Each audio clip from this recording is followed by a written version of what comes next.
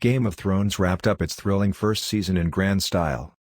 In just 10 episodes, HBO has reinvigorated the fantasy genre on television, thanks in large part to the original novel series by George R.R. Martin, showrunners David Benioff and D.B. Weiss along with an extremely talented cast and crew.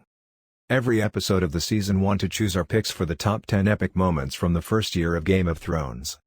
If you haven't seen Game of Thrones yet, you might want to skip this list as there are major spoilers from the first season throughout. If you can deal with that, then draw your swords and let's continue on. Disclaimer. The list mentioned in the video are not in specific order. The King of the North.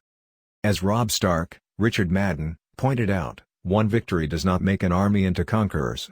We find our true friends on the battlefield. The Boltons are defeated.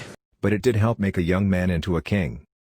Buoyed by their unexpected victory over Jaime Lannister and his army. The true enemy won't wait out the storm. He brings the storm. Robb Stark and his bannermen in the north pondered their next move and which Baratheon brother they should support in their respective quest for the crown.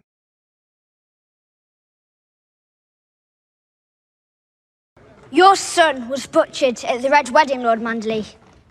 But you refused the call. At least they did until Greatjon, Clive Mantle, stood up and declared that the North should rule itself and that he would only bow to one king. Robb himself. The White Walker attacks Jon Snow. After remaining off-screen for most of the season, the White Walkers attempted to make a bold move and assassinate the leader of the Night's Watch.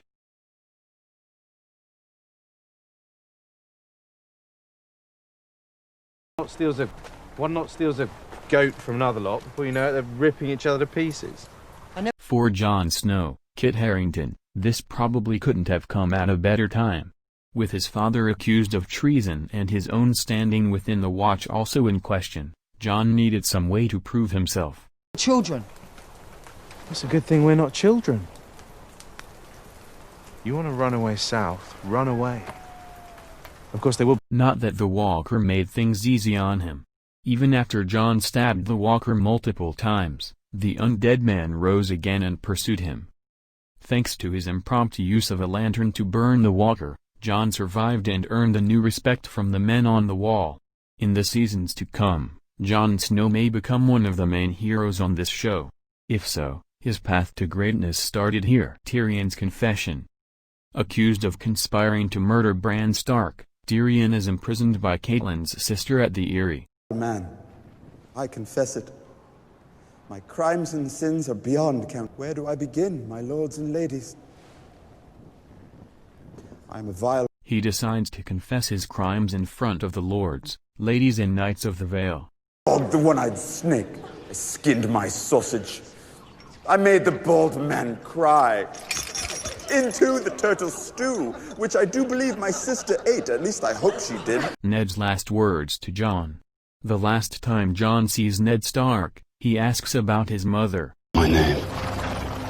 You have my blood. We now know how important that question is. Is my mother alive? Does she know about me, where I am, where I'm going? Does she care? Jon asks. The next time we see each other, we'll talk about your mother.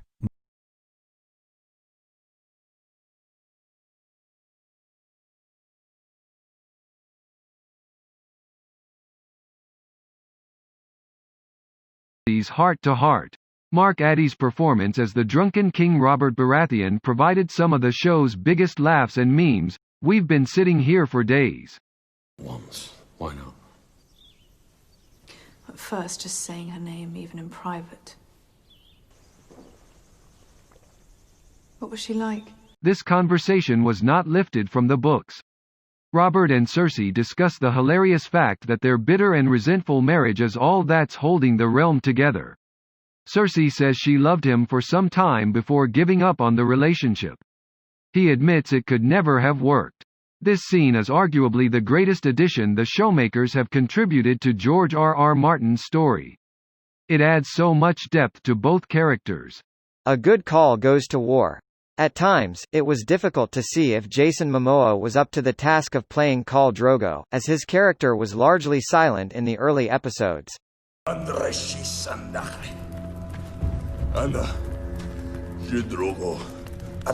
And when Drogo spoke, it was in the language of his own people, which forced the audience to rely on subtitles to understand what he was saying.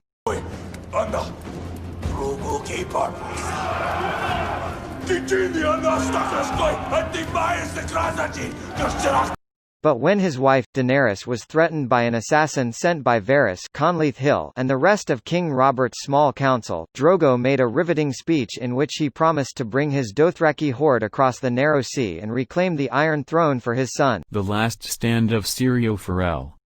As Lannister treachery saw the slaughter of the Stark family guards and servants throughout the castle. Is the heart of swordplay. The seeing. The true seeing. That one man stood between Arya Stark, Maisie Williams, and 5 armed men, her sword instructor Syrio Forel, Miltos Uralamu. And I don't have to go with you if I don't want. Take her. Are you men or snakes that you would threaten a child? Get out. The Game of Thrones TV series doesn't tell us much about Syrio, but it's clear that he must have been a great warrior. With only a wooden sword, Syrio nearly defeats all 5 of his attackers and allows Arya a chance to escape. When she tries to get him to come with her, he simply says the first sword of Braavos does not run. The first sword of Braavos does not run. What do we say to the god of death? Not today. Littlefinger betrays Ned. Lord Petyr Littlefinger Baelish, Aidan Gillen, was fond of telling Stark that he shouldn't have trusted him so easily, who knew just how serious he was. Within that same episode,